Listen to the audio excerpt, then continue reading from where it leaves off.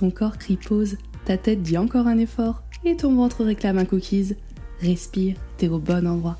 Je suis Tiffany Blésus, sophrologue et coach en nutrition et je te souhaite la bienvenue dans Enfin je vous dis tout, le podcast bien-être et nutrition qui t'aide à te sentir bien dans ton corps et dans ta tête. Ici, pas de régime miracle ni de bullshit bien-être, juste des astuces concrètes, un peu d'humour et beaucoup de bienveillance pour rééquilibrer ta vie et ton assiette, une bouchée à la fois.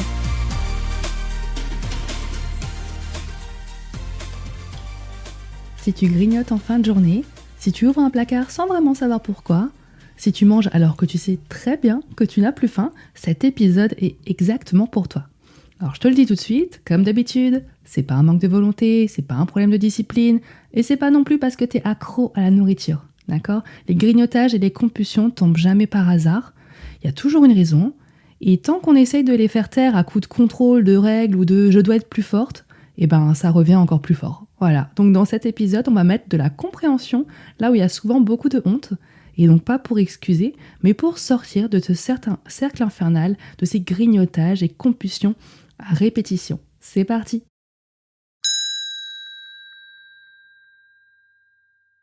Le premier gros malentendu, c'est de croire que grignoter, c'est avoir faim. La faim, la vraie, elle se manifeste comment ? Par des gargouillis, une baisse d'énergie, peut-être des difficultés à se concentrer, une sensation de vide dans le ventre. Et surtout quand t'as faim, à peu près n'importe quel aliment te ferait envie. Alors que les grignotages, eux, tu le sais, ils sont souvent très ciblés. Sur le sucre, le chocolat, le fromage, le pain, les biscuits, du salé croustillant là qui donne envie.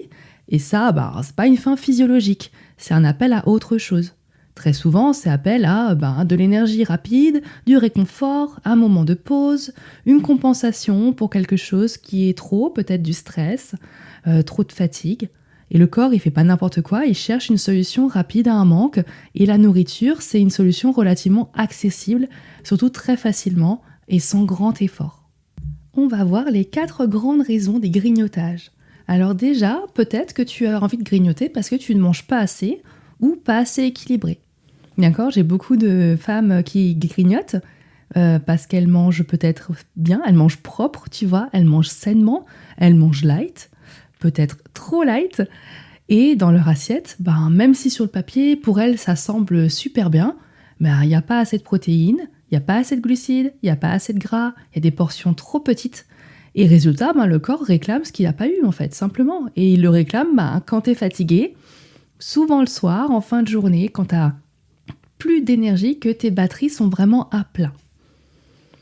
Une autre raison peut être le stress et la charge mentale. On l'a vu dans l'épisode de la semaine dernière, le stress chronique augmente le cortisol qui lui va augmenter l'appétit, favoriser les envies de sucre, pousser à chercher du réconfort rapide, et grignoter devient une autorégulation émotionnelle, tu vois.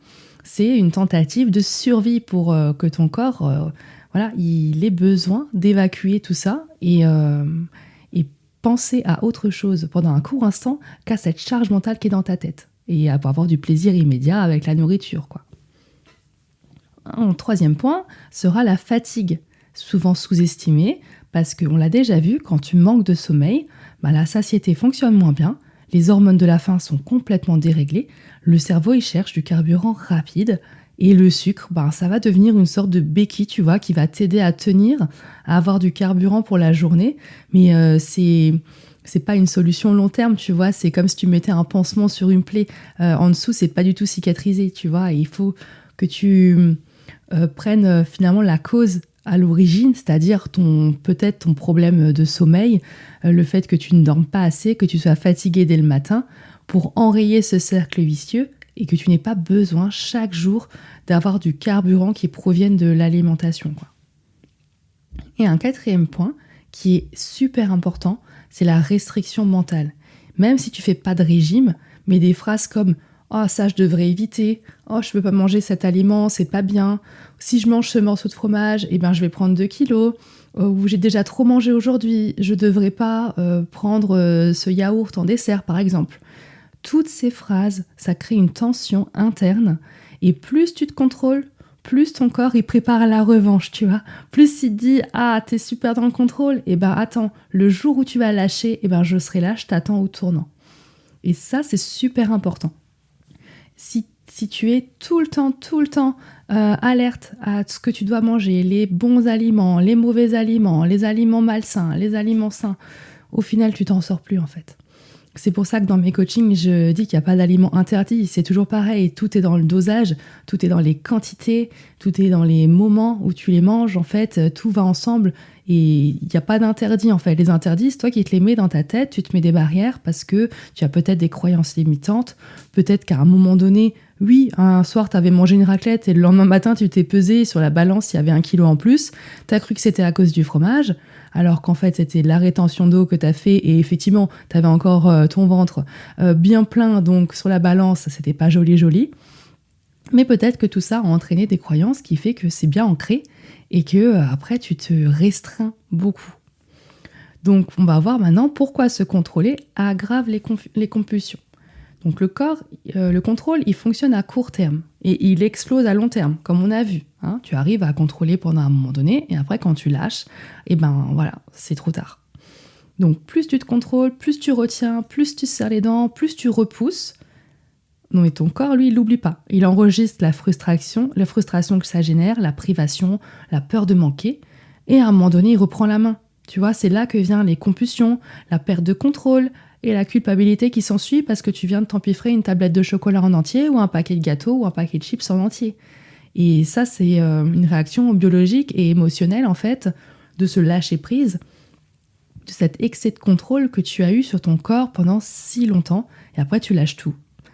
Et ça va être le problème qu'on a vu juste avant, le dosage. Ça va être un excès tout de suite en quantité astronomique.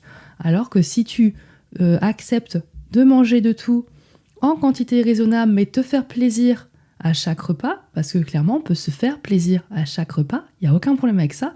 Tu vas jamais être frustré parce que tu sais que le prochain repas, ça va être quelque chose que tu aimes, qui va plaire à ton corps, qui va être nourrissant, qui va être gourmand, tu auras des saveurs que tu aimes, tu pourras te faire plaisir avec un petit dessert, tu pourras même manger du gâteau si tu veux, enfin voilà, tu peux en quantité raisonnable manger tout ce que tu veux et tu n'auras pas besoin de te ruer sur une tablette de chocolat entière parce que ça fait 1 mois que tu te prives quoi en fait. Donc on va aussi voir la différence entre grignotage et compulsion. Tu vois, c'est important de faire la différence. Le grignotage c'est diffus, tu vois, c'est plutôt automatique, souvent lié à la fatigue, au stress, à l'ennui ou parce que il est 14h30 et qu'à 14h30 au travail, c'est difficile de te remettre dans le bain, t'as un petit coup de mou, t'es fatigué, hop, tu manges un truc. Alors que la compulsion, elle est intense, elle est urgente, souvent accompagnée de honte, tu vois, ou de culpabilité après, et l'impression de ne plus pouvoir s'arrêter. Et les deux ont une racine commune, c'est un besoin non respecté, tu vois. Mais la compulsion, elle arrive souvent après une longue période de contrôle. Et là, on est dans l'excès. Vraiment, on est dans quelque chose d'émotionnel. On est quelque chose de très fort. Tu vois, vraiment, c'est plus fort que toi. Tu vois, j'ai des clientes qui me disent, c'est plus fort que moi. J'arrive pas. Une fois que je commence, j'arrive plus à m'arrêter, tu vois. Donc, comment sortir du cycle ? Donc, on sort pas des compulsions alimentaires en mangeant moins, d'accord ? On en sort en mangeant mieux et suffisamment. Déjà, on va commencer par sécuriser l'alimentation, avec 3 vrais repas par jour, même une collation si tu as besoin à 4 heures.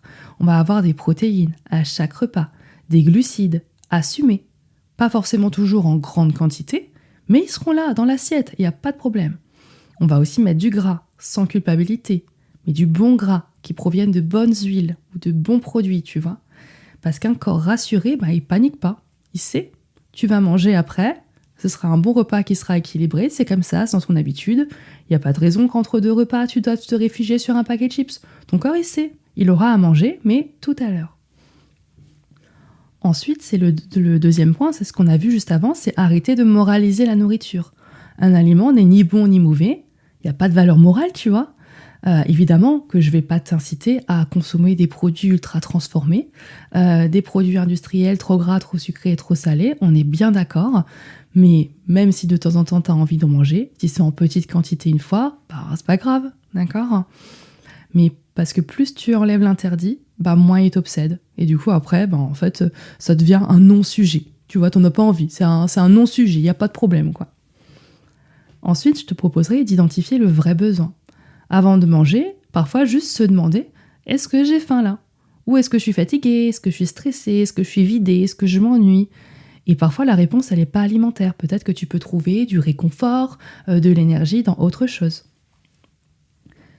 Ensuite, je te proposerai bien sûr de travailler le stress et les émotions, tu vois, avec la respiration, l'écoute corporelle, la relaxation, pour vraiment ne plus utiliser la nourriture comme seul exutoire et voir qu'il y a d'autres moyens qui n'ont pas de calories, qui peuvent te faire du bien. Ça peut être aussi le sport, ça peut être te mettre en mouvement, ça peut être d'aller marcher, ça peut être d'écouter de la musique, d'avoir une activité créative. Tu vois, il y a plein de choses, ça dépend des personnes, c'est propre à chacun. Mais ce qu'on pense en premier, ce que le corps va chercher en premier, c'est quelque chose dont le plaisir est immédiat, qui est facilement accessible, et la nourriture vient souvent en premier. Mais il y a d'autres choses qui peuvent faire le même effet, d'avoir ce plaisir, ce réconfort, ce moment de douceur, tu vois, qui ne proviennent pas de la nourriture. Et ça, c'est à toi de tester ce qui peut te faire du bien. Mais avant de pouvoir tester ça, il faut déjà en avoir confiance et se poser la question, est-ce que vraiment j'ai besoin de manger là ou pas ? Et là, de faire l'effort de conscientiser ça, de se remettre dans le moment présent, de se poser la question, de revenir à ses sensations, à s'écouter. Déjà, c'est un truc que tu faisais pas avant, tu vois. Donc déjà, ton corps, il va se dire, ah, là, elle me pose une question, ça me prend au dépourvu.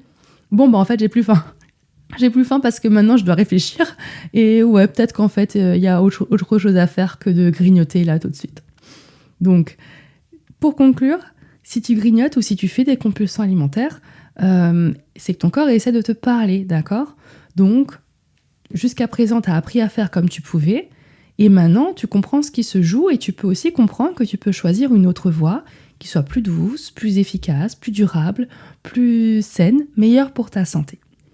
Donc, si cet épisode t'a parlé, n'oublie pas de t'abonner au podcast, et je t'invite évidemment à arrêter de te battre contre ton corps et à commencer enfin à l'écouter.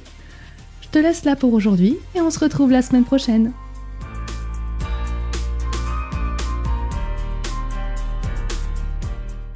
Si cet épisode a résonné pour toi et que mon podcast te parle, abonne-toi. Ici, on apprend à écouter son corps plutôt que de le combattre. À très vite.